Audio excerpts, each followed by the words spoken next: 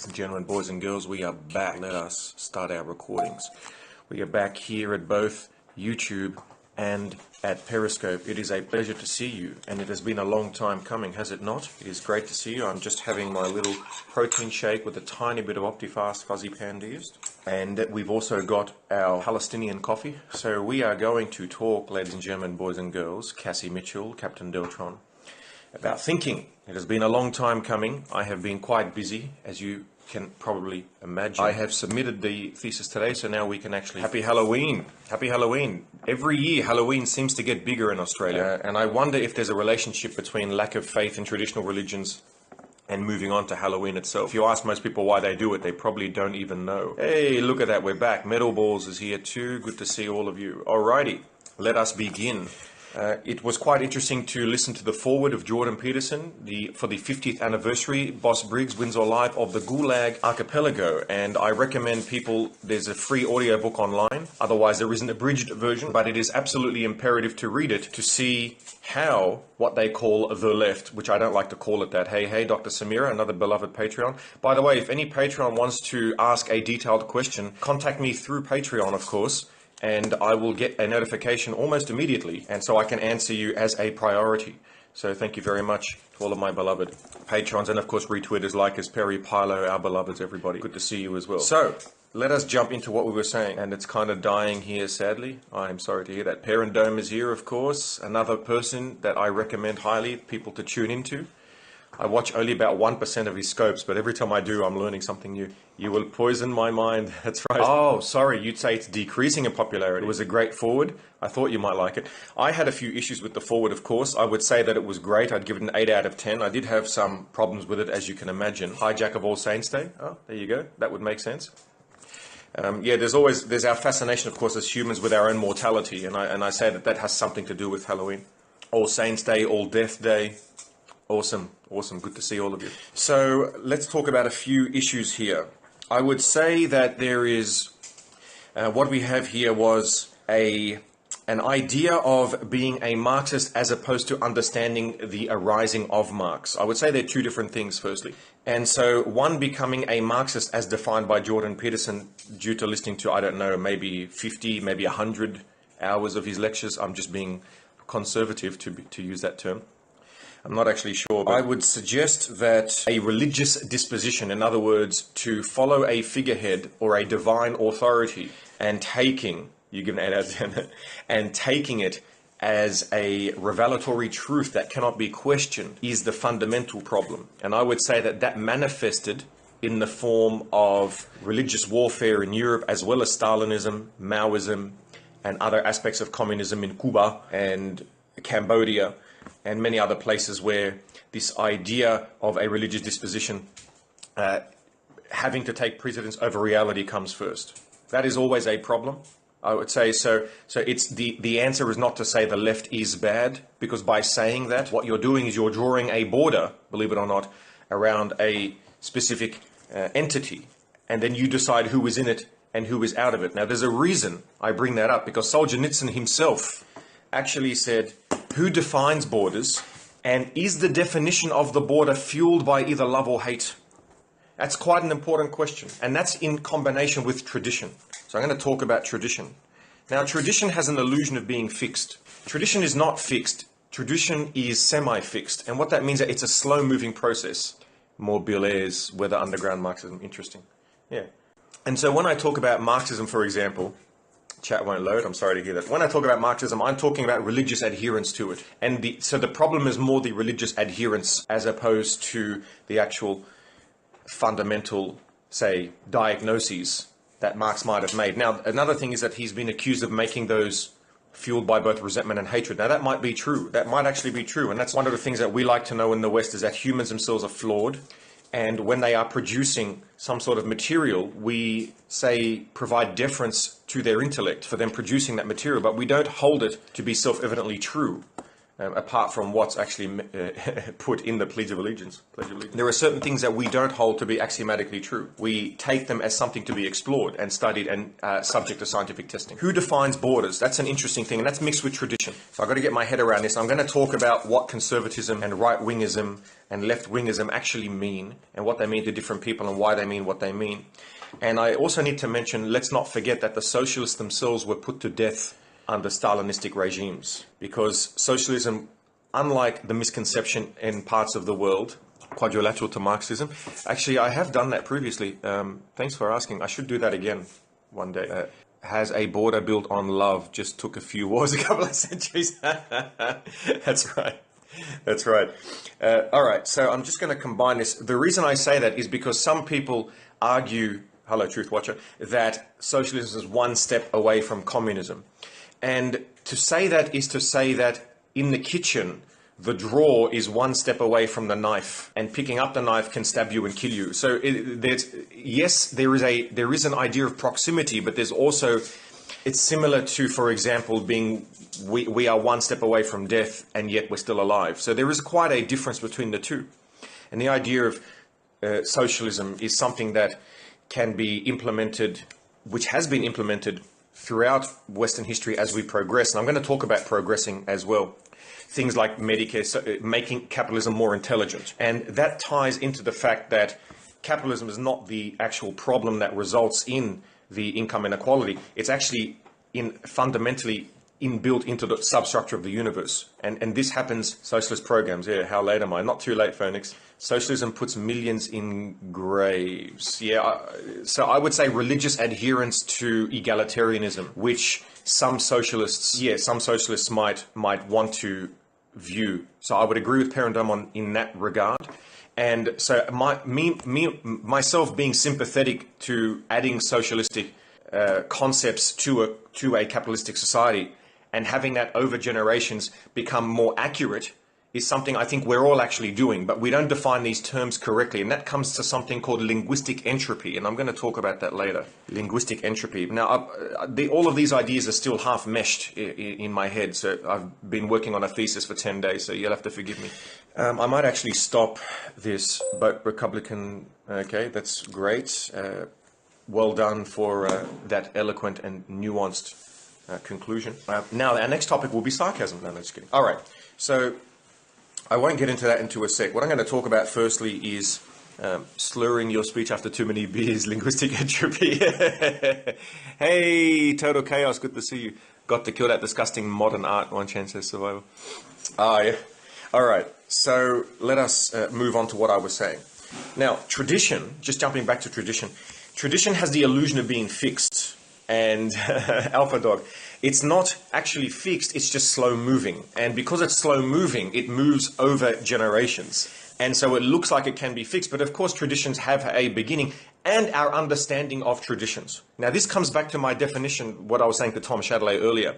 There is a definition of conservatism, which not everyone uses in the same way, but the full-on government control continues to fail. Yes, so Perindom is touching on the pragmatic element of socialism. And the pragmatic element is absolutely flawed. Absolutely flawed.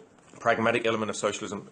And this is something that any scientist, I think, would say quite comfortably, even if they are, like myself, someone who favors socialism in the long term. It can't be implemented today. It absolutely cannot, because of the fact that you're passing power to a single unit, and that unit is unbelievably corrupt, because for people who are in there for various reasons, most of them not benevolent. Benevolent, yeah.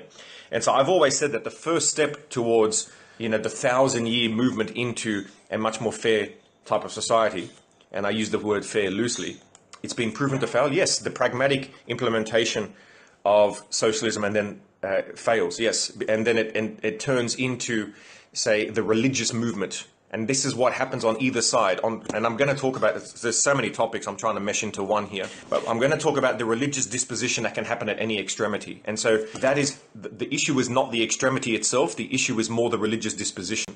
And so if you believe in something too much, and I define too much by saying that the belief in it actually forces you to actually override reality.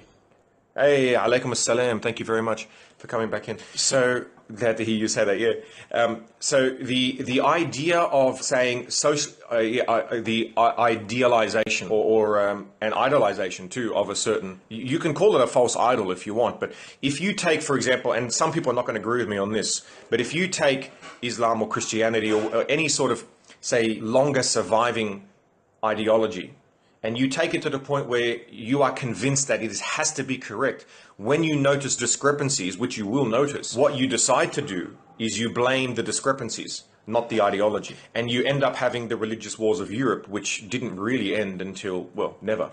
But they were, obviously metastasized to a ridiculous extreme for a very long period of time. And it's not because, and I've said this before to those who happen to be Christian or happen to be Muslim or happen to be Jewish, I say to these people, it's not that you are wrong.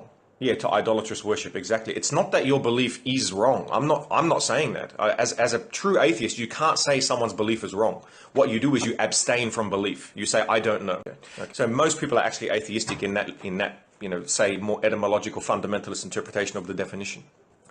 It's not that you are wrong or you are right. It's the fact that you could be wrong. And that's the problem with saying that what I believe is true. And I'm not saying anyone here is saying that, but the problem is that how do you know? And so each person's interpretation of an ideology, if they believe that one to be true, then they're going to become in a conflict with, funnily enough, people of the apparent same ideology, regardless of your belief. One God. Well, that's one God away from atheism, to use the one-step analogy. So that's also a good analogy too. It's like saying a Christian is one step away from being an atheist, which is not really true, even though in proximity it is. And that's why when people say socialism is one step away from mass murder, it's the same as saying Judaism is one step away from Islam. It's like, well, no, it's not. It actually doesn't work that way, even though it looks like it could be that way. It's the same thing with gay marriage. People say, what's next after gay marriage? Sex with animals. And I'm like, well, no, it doesn't work that way. One requires consent. One is where consent is not possible. And so you can't actually move that step. It's not a logical flow from one step to the other. So coming back to that. So for example, I'll give you an example. So when it comes to all humans can be wrong, absolutely. Now, some people argue, I've heard this many times from various Orthodox traditional believers of whatever belief it might be. They say it's not that the human is wrong because what I'm observing is something that's independent of me. And so this thing is true whether I like it or not. And I'm saying that's not possible to actually say in our universe. Right? Pascal's just rubbish, yeah. Because any revelatory message, whether it's Marxism, Stalinism, communism, Islam, Christianity, whatever it is, any sort of revelatory message, it requires one to read that message. And so if you read that message, then there has to be some sort of interaction with your own mind. And so you've now partially corrupted the message, whether you like it or not. And that's the problem I find with revelatory truths. And that's why the scientific method is to say, I'm probably wrong. Let's test it. Let's keep testing it forever, basically. So anyway, so coming back to that, we come back to the definition of conservatism. Now, by definition, by today's standards of conservatism, even the most extreme conservative Orthodox Jew, let's just say Ben Shapiro, for example, division is caused by religion. That's a good way to look at it, right? So even Ben Shapiro, who I would consider a true conservative, and most MAGA people might not, because I don't think MAGA people are conservative. But getting into that, even if he was the conservative of today, he is still a radical progressive as compared to the original right-wingers. Now, right-winger and conservative have somehow been meshed together. But we know that in 1789, which was not very long ago, this was not the case. In 1789, there was an argument during the French Revolution towards the end. It might have been 1780 something. I'm sorry. Somewhere in 1780, I think it was 1789, the Parliament stood on either the right side of the king, and I think it was King Louis the 7th or 16th, King Louis the 16th of France. I think he was the last king of France, and he was beheaded. So they stood on the right side of the king, who believed in the divine right of kingship, and then those who stood on the left side of the king, who were not conservative, who were at the time progressive, who in today's standards would still be conservative, because they did not want to give up, certain traditions that we would now think are insane. Okay, so things like washing your hands after touching a dead person before becoming a midwife. So this is something that would have been seen as progressive back then. It's now conservative. And because of that, those who stood on the right were also the religious ones. We've got to remember, because Christianity, not any religion, but Christianity, and this is not an attack on Christianity, this is a very interesting relationship here. We had that they stood on the right side of the king, because those who stood on the right side of God, as deemed by the Son of Man at the day of judgment, were the ones who were having eternal life. Bearing your poop, conservative. All right. So what is the point of what I'm saying? The point is that conservative is not about a certain position that you hold. Conservatism is about how you think, okay? But it is misseen as positions that you may hold with respect to positions other people hold. Those are two different things. So what we have is we have a societal mean. The mean is the average. So the average in the 5th century might have been that women were bashed, for example. And then the conservative might have said at the time, yes, women should be bashed. Now, this might not be true, right? I'm just sort of, giving a really ridiculous example. And then a progressive might say, not all women should be bashed. Okay? Laws of logic evolved, fixed, or does that require logic? The laws of logic require assumptions, and that's where logic breaks down. So you have to start off with an axiomatic presupposition when it comes to logic. And that's a very good point too, of course, by Parendome. Tune into Parendome, everybody. Logic requires axioms. And this is one of the problems with trying to get at the truth, because you can't get to the truth without starting at a starting point. And where do you define the starting point? So at the moment in this conversation, I'm defining the starting point as 1789. But why couldn't it be 1689? So just coming back to what I was saying, we have this mean. So this mean might have been the society as a whole thought that it's okay to bash women. And then, the conservative ones thought you should bash them every day. The progressives thought, you should bash them every second day, for example, right? Now, with respect to us today, they're all maniacs, all right? So it's like, how could you even think that, okay? So, but that has shifted all the way down. So we still have the same method of thinking, which is that someone will say, no, abortion should be illegal, let's say, after X days, and someone else might say it should be illegal completely, or, whatever, the other way around. And so we have this idea. And then we have those who oscillate around the idea. And oscillating around that idea has more to do with how one thinks. And so this is what happens when we talk about defining borders, the borders of the mind. When people say the left, okay, attacking the left, and I'm going to bash my side in a second as well, but attacking the left, right, the irony is that what people are doing when they're attacking the left is that they are attacking women shouldn't decide women's bodies. There you go. They should not. Attacking the left. What they're doing is they are attacking presupposition, axiomatic, or syllogistic. Absolutely. What they're doing is they are attacking the religious component of which I spoke about just earlier. But what, unfortunately, our society with social media is allowing them to do, and I don't actually think it's their fault. I think it's ignorance, but I think we're all ignorant of something. Because in our current world, I've said this before, we have reverse censorship where there's so much information that it's very easy to pick some and not others. So what happens is that there are religious people who take religious things too far. So I'll give you an example. Someone who is religiously, purely Stalinistic, and anyone who doesn't agree with them is morally reprehensible. That is a religious belief because you are maintaining your belief and sacrificing the individuals who don't agree with your belief, which is directly contradicting an observation. You have to ask, why does someone think that way? All right, so what happens is that the border becomes incorrectly defined. The border is defined, we'll call that going full retard, yeah. The border is defined by those who say watch certain types of media as saying that everybody like that, okay, plus everybody like myself who is a liberal but does not think like that, okay, but tends to be more progressive on most issues. In other words, progressive doesn't mean, not progressive, but wants to be progressive. There's a difference between being progressive and wanting to be progressive. I've got to talk about that too. Progress versus wanting progress, because wanting progress gets confused with progress, and sometimes you can go backwards even though you're thinking you're going forwards. That's another problem with a religious disposition on the left. So on my side, the religious view that you are progressing no matter what is a flaw, because you could be going backwards without realizing it, and you don't know. And the only way you can know is if someone else who doesn't agree with you, who's also intelligent, can challenge you. I respect snack machine. What is missing is a moral objective standard. There might be a moral objective missing standard. That might be true. And I would also say that we keep applying morality to certain decisions that don't need morality, I would say, in certain points. So I don't think Parent Dome is a bad or good person because he has different religious or political views to me. Logic starts wherever you define it, are purely rhetorical terms. Not purely, but to the most part, I'm with Boogie Bumper. I mean, there is, through the process of mutual exclusion, you could argue that there is some sort of way that you don't go. So something like that. But I would agree, like, you know, to shorten it down, I'm with Boogie Bumper on that. So what were we saying? We were saying that, I lost what I was saying.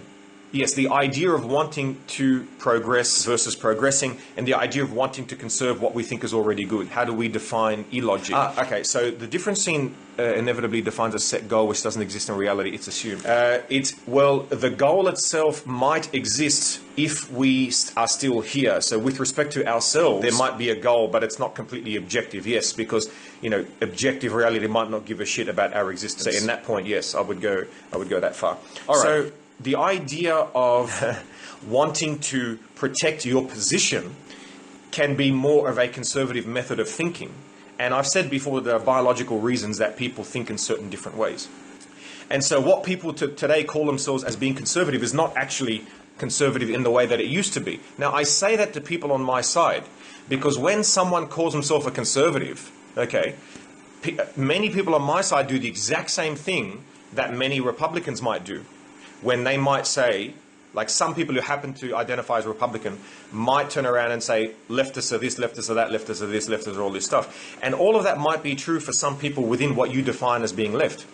And I say that the exact same thing is happening on the other side. And the reason I bring this up is because it's not about the thing, it's about the method of thinking. So people who think that way, whether they think that all white people are Nazis or all leftists are murderous, Stalinistic egalitarians, it's the same method of thinking.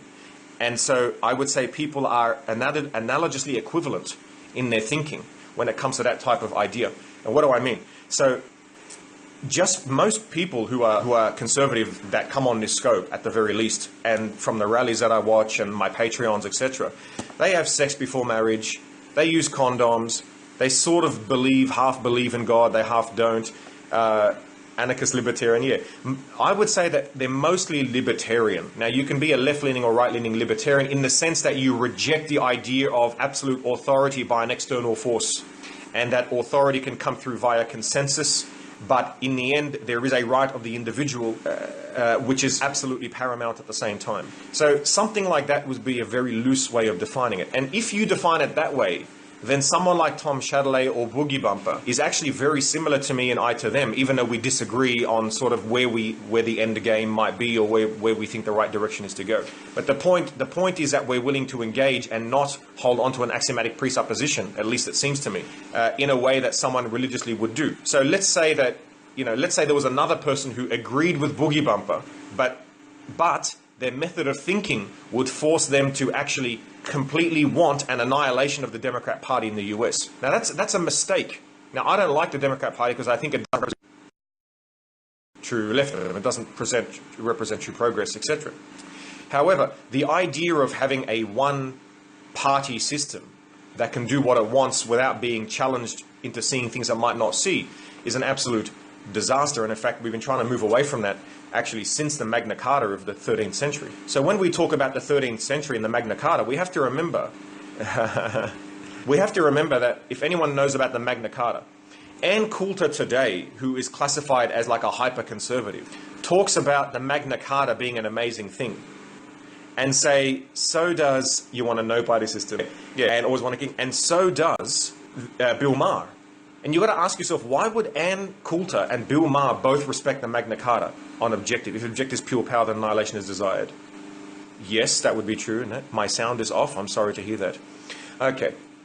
So the Magna Carta itself was unbelievably regressive right? When you think about it in today's standards. But at that time, it was progress because they blackmailed the king into getting rid of absolute power in a sort of feudalist monarchy which used to exist in the 13th century. Now, the king still had divine rights, which weren't removed until only 200 years ago. So even the progressives in the 13th century were unbelievably conservative compared to what conservatives are today. I look like Superman. I've been told that a few times. Thank you. All right, so what is the point? The point is that there's a difference in how you define what conservatism is if you define it as the position versus how you think. So what does a conservative today have in common with the conservative of the 13th century? I would say zero, apart from the name, right? The name, that's about it. Now, if you want to talk about how they think might be the same. So the conservative of the time might say, well, basically, what we have, let's hold on to what we have until we can get something better. That's what they might have in common, okay?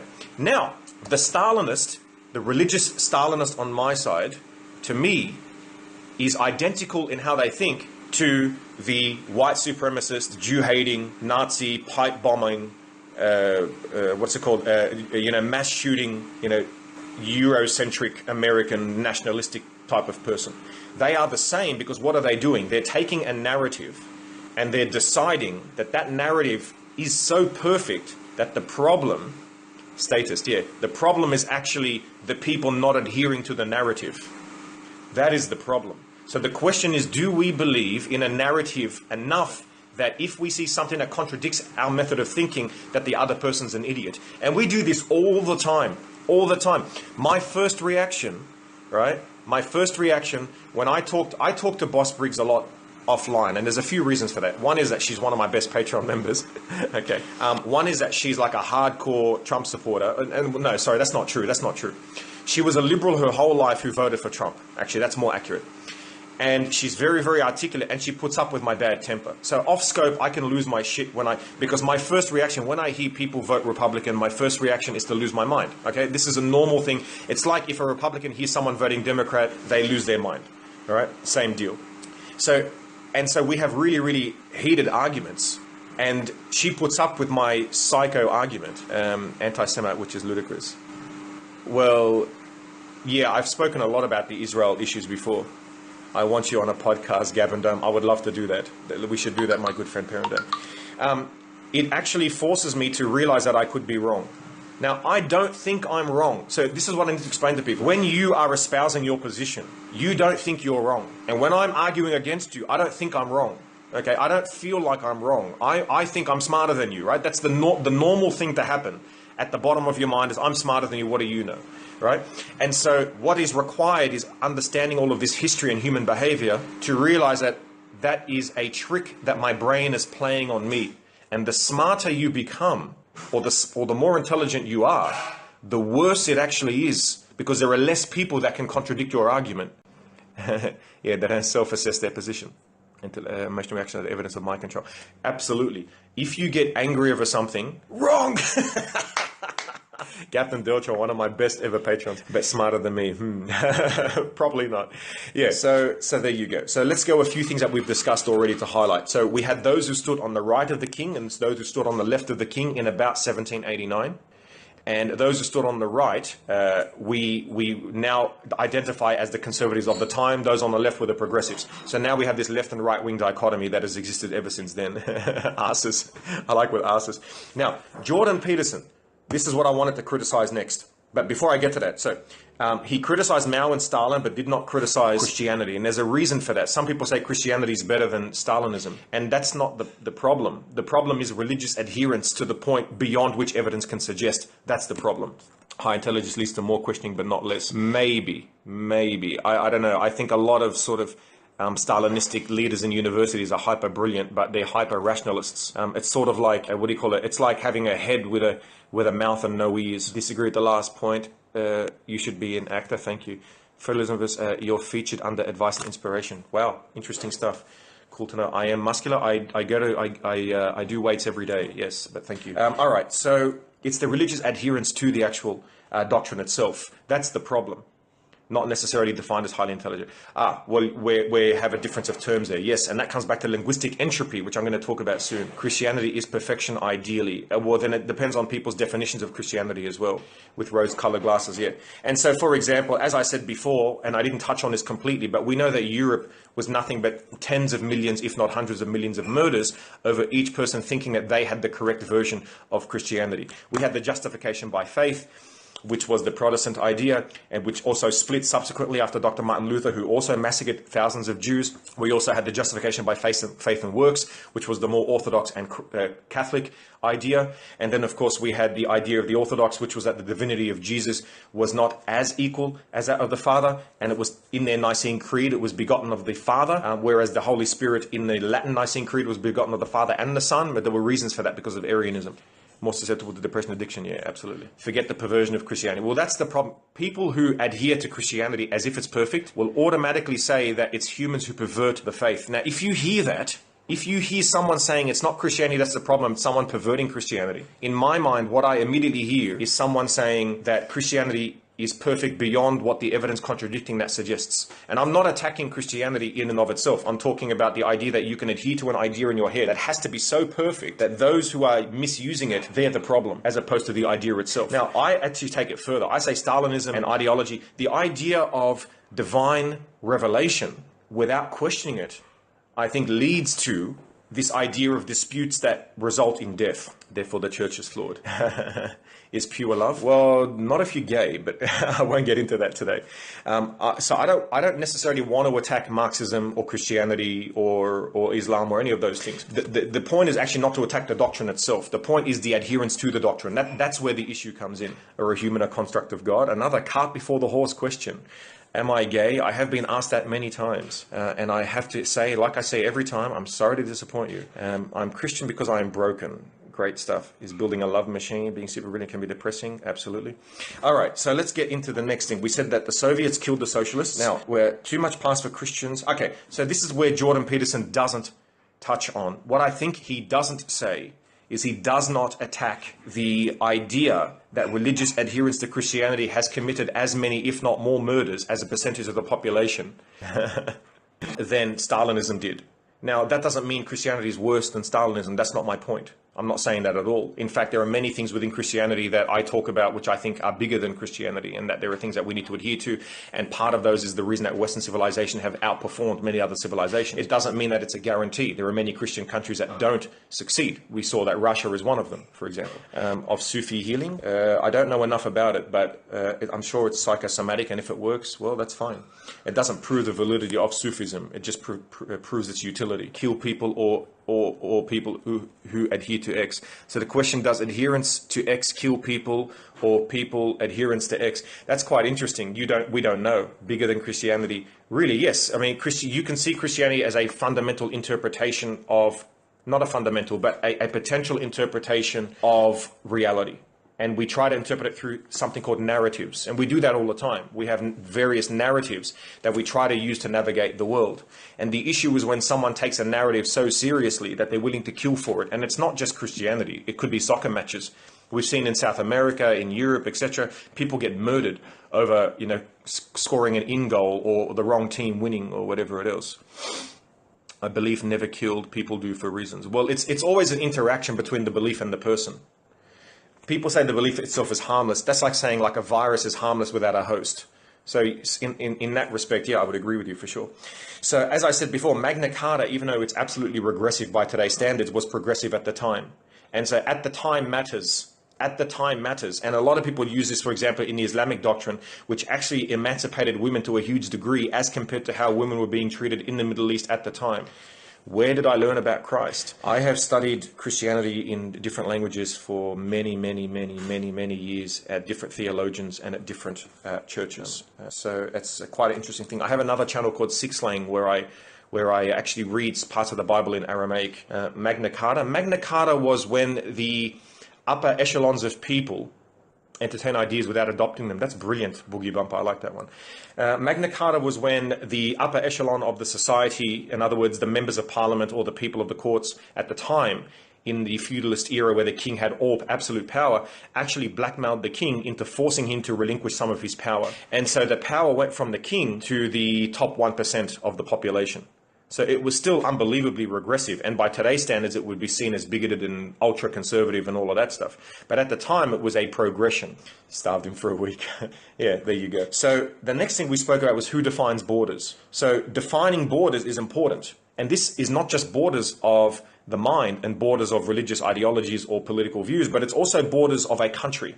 Now, a country itself is a narrative. We believe that this country is based upon an idea, and that idea cannot be infringed upon, or upon which cannot be infringed. Who or what? Yeah, also what. Okay. So this obviously plays into the caravan issue. So we have different problems. Barron's articles, guys, tune in, tweet it to an autist. I will retweet it, my good friend. So we have an idea that people are coming into a country, but the country itself has a border. And the border is defined by the people within the country in their minds. And this is why we have this problem, because it's not just defined legally and militarily and traditionally and historically, it's also defined by what's going on in people's minds.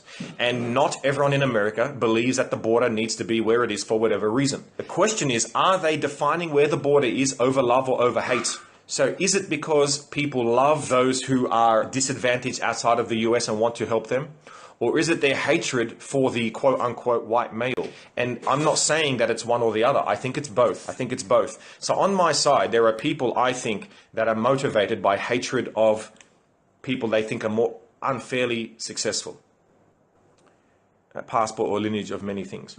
So, I mean, a nation is important for many reasons, right? It's a very good tool to help deal with certain problems. The problem is when we get hyper-nationalism. And hyper-nationalism and Stalinism, to me, is taking an egregious step too far in believing a narrative. That is the problem. It's more important than left, right, whatever that is. It's the idea that this is so true that anyone who criticizes it is a traitor, is not a patriot. When you're doing that, you're doing the same to me as the Stalinist who says you're not a good human being because you are white or whatever it is. Okay, so the rule of law is important, of course, absolutely. The rule of law is important.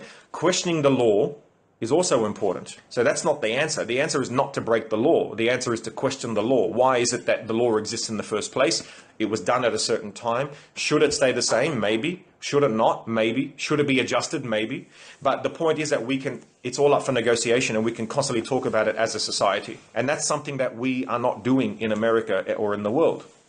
To become legal. It could be. So now you're talking more about the pragmatic side. So there is a pragmatic issue about people being legal or illegal. There's also other issues. For example, as we've said before, game theory dictates that the more successful a society is, the greater the chance of a minority within that society taking advantage of people coming in from outside. That is inevitable. Integral part of people themselves. It is. And so the question is, are they defining themselves by that? And if not, can it be done by force? Yeah. It's valid to its enforcement. It has to be enforced by people on the inside. We discussed in Florida where you are harmed by immigrants. Yes, and you've got to talk about the harming and the helping. You've got to talk about the farmers who have employed 53% of their employees are illegal immigrants. And that is a choice by the farmers who are Americans. I'm running away, am I? I didn't know I was. Alrighty, so the issue is, how do you define it? Now, it might be that Boogie Bumper is 100% correct. It might be. Now, I tend to think not, right? But I just tend to think no one's 100% correct. But let's say he is. He might be. The question is, if he is 100% correct, then anyone who doesn't agree in the US has to be someone who either doesn't understand nationalism or doesn't understand how humanity works or is somehow less informed or is a nutcase. It can't be that they have a good point if his point is perfectly complete. And I'm not saying that he's saying that. That's just an example. And I use Boogie Bumper because he's a fellow Australian and he's a friend. And so it's easy to use Boogie Bumper as an example. Yeah. So obviously I'm not, accusing him of anything like that. Don't get me wrong. We don't papers to prove it. We want papers. Yeah. So that is another problem. It comes back to, as I was saying, the definition. You have a very posh Aussie accent. Thanks.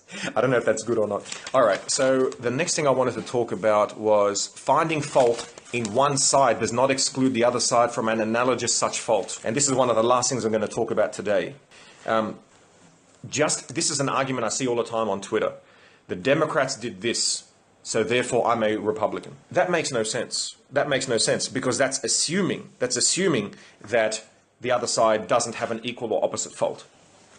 It just means that, can I speak with a Lebanese accent? I will do my best to speak in a Lebanese accent because really, my friend, that's more of an educated Lebanese accent. A statement of fantasy. And the Australian Lebanese accent will be like, oh my God, bro, check out the rims of my car. I swear to God, cuz, bro, those Aussies, they're full-blown racist. Stay away from them. Italian is different. It's like, ciao, buongiorno, I am a Gabriele. I am here to come and have a dinner with you. Fully sick, bruh. Yeah, so that's more of Italians. You know, voglio mangiare una pizza per favore. You know, they talk more like that, the Italians. And then like Honest Joe is like, hello, my son, how are you today? And then you got the Hebrew ones, Gabriel, my friend, how are you today? I want to eat an orange. It's so good. We must fight the terror. You know, that's how my Hebrew friends talk in Australia.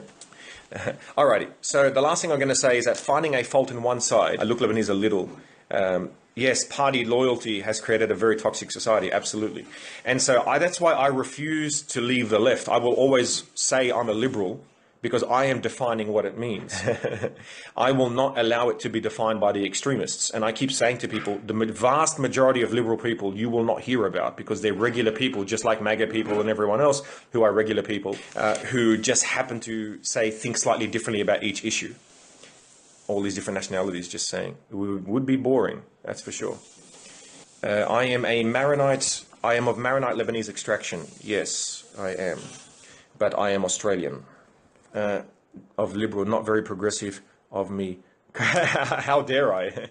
I would say that is not only today's definition, but ahlan wa sahlan bi milad man. It is a definition that most people do hold. I am convinced of that, I would say. And the reason I'm convinced of that is because I watch liberal media like every day. I read the New York Times, I read these things, and the vast majority of comments and vast majority of writings in the New York Times are quite liberal. You will get a maniac who writes something stupid like kill all white men or I don't call it I don't think I'm a classical liberal. I'm very my political views are quite hardcore left wing, I would say. But it's not about the views, it's about how we deal with those views. That's more important. So anyway, so I criticized Jordan Peterson. That's why I didn't give him a 10 out of 10. Then why should liberal remain traditional? That's a good point. That's assuming that liberal is a certain adoption of points as opposed to how one thinks.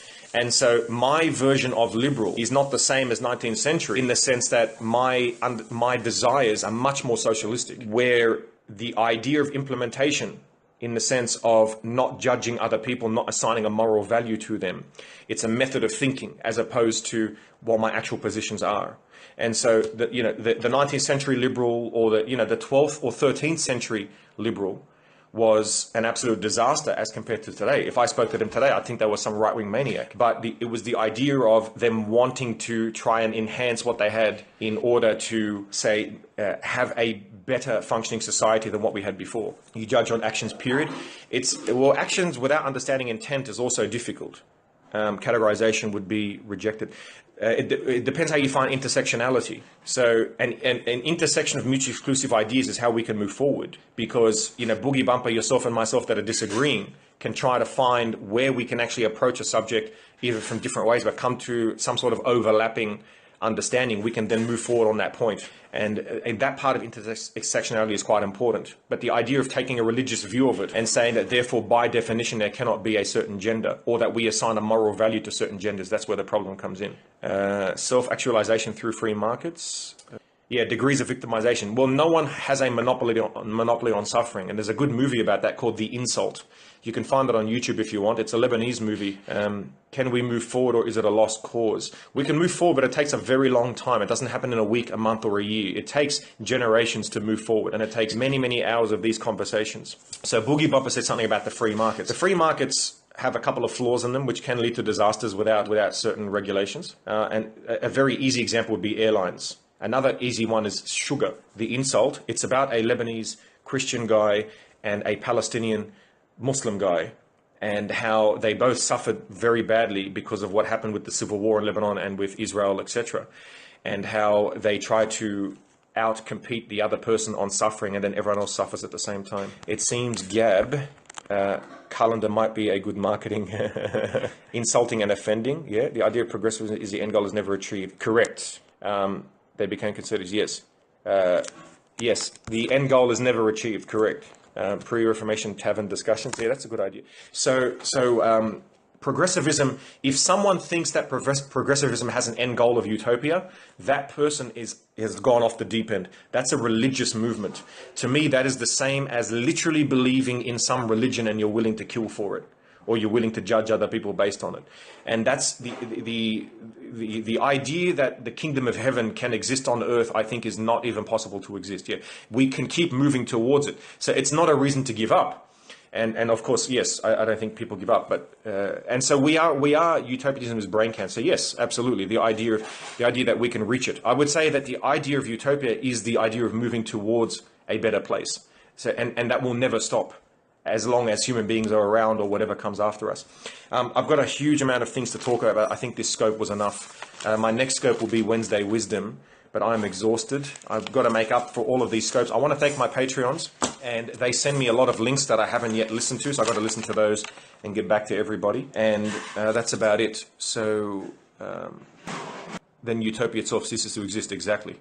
You missed too much, you did, but you can always see the replay. It was a pleasure to have you guys. Until next time, don't forget to take life one smack at a time.